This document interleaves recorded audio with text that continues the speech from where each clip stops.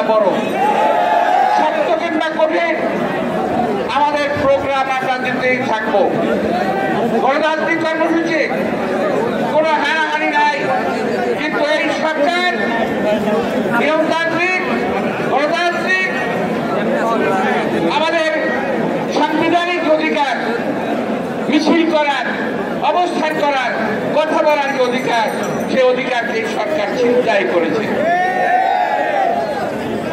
বেগম বাহিনী দিয়ে, হাতুড়ি বাহিনী দিয়ে আমাদের নেতা কর্মীদেরকে যারা সে আঘাত করার চেষ্টা করেছে, আঘাত করেছে। আপনারা দেখেছেন দোলাইখালের মিছিলে বাবু গয়েশ্বর রায়ের উপরে যে হামলা, আপনারা দেখেছেন শরীর আখড়ায় আমাদের নেতা কর্মীদের হামলা, যারা গুলি করেছে, আমাদের অনেক নেতা কর্মী আহত হয়েছে, অনেকের চক্ষু পর্যন্ত নষ্ট হয়ে গেছে। প্রিয় ভাইয়েরা, ক্ষমতায় টিকে থাকার জন্য হাসিনার যে পৈশাচিক কায়দা, এই কায়দাকে এই জনতা রুখে দাঁড়াবে একদিন। এই জনতা হাসিনার সকল রকম পৈশাচিক কায়দাকে রুখে দাঁড়াবে। ক্ষমতায় টিকে থাকার,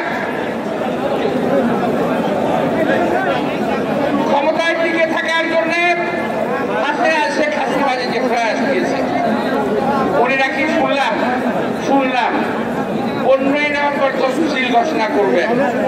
তফসিল ঘোষণা করবেন কে? তফসিল ঘোষণা করবে তথাকথিত নির্বাচন কমিশন।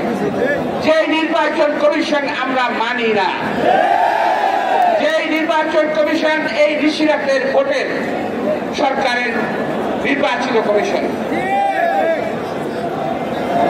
সুতরাং এই নির্বাচন কমিশনকে আমরা হুঁশিয়ার করতে চাই, সরকারি আদেশ মেনে আপনি যে কাজ করছেন অন্যায় করছেন।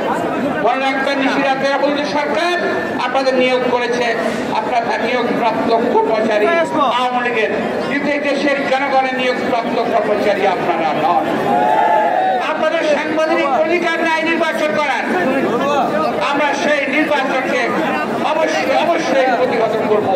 সেই সরকারের অধীনে বাংলাদেশের কোন নির্বাচন হবে না, হতে দেওয়া হবে না। এক দফা এক দাবি কবে যাবে। সংবাদ, ফিচার ও অনুষ্ঠানের জন্য ভিজিট করুন সংবাদ প্রকাশের ওয়েবসাইট এবং যুক্ত থাকুন ফেসবুক পেজ ও ইউটিউব চ্যানেলের সঙ্গে।